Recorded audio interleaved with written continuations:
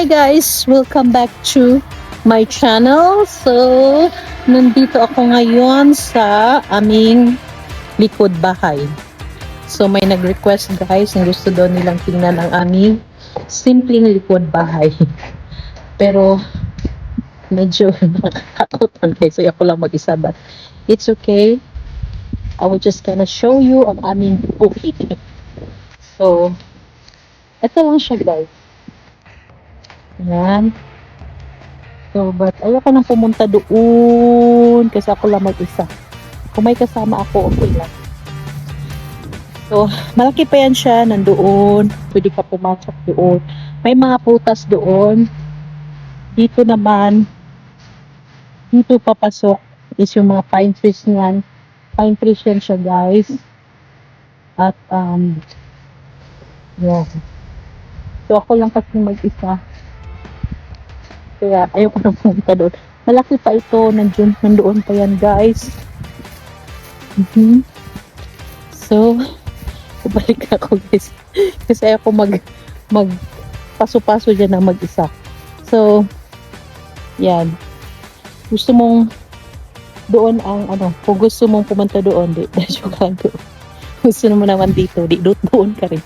Doon ang papasok, may mga putas dyan, mga grapes, persimmon, at kung ano-ano pa.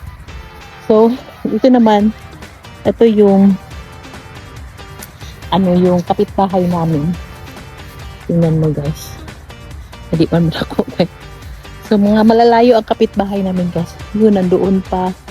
Yun. Ayun, basta may mga pine trees dito guys. Meaning may mga bahay yan sa sa loob niyan, no? So, ganito lang kasimple ang buhay ko dito sa Amerika. So 1 hour away kami from the cities. Yung kung magtatrabaho ako guys, magbabiyahe talaga ako ng 1 hour. But as long as you will have car, nothing to be worried. So may car naman tayo. So no problem. No, ang 1 hour para lang yung 30 minutes. Char.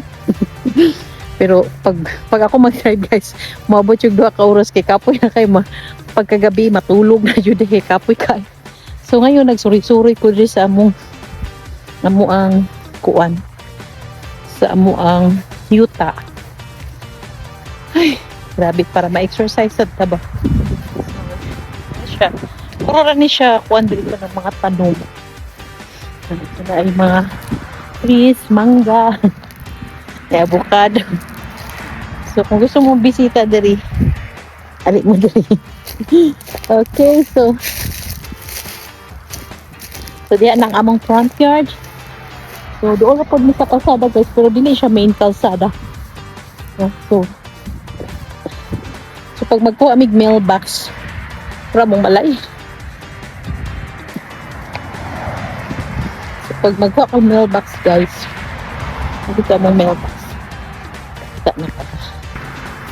So ito yung mailbox natin. Oops. Mura ni ang laman. Nakagikuha na sa kaban. So ito yung kalsada. But this is not a main road. Mga silingan na mo. Lagi kayo may mga silingan. Ito silingan. Simple lang mga silingan na magas dilit ko mga dapo. Check mga dapo. Mga tao dito sa Amerika pantay-pantay. No? Ang makaon sa dato makaon pud sa ngunit tinuod. So, yan. So, taas-taas na yun itong vlog, guys. Mara siya. Balay dito. Mara kasimple. Okay? So, thank you so much for watching. And also, follow din po sa Facebook ko, Renalyn Mula Sanderson. Have a good day. Bye-bye.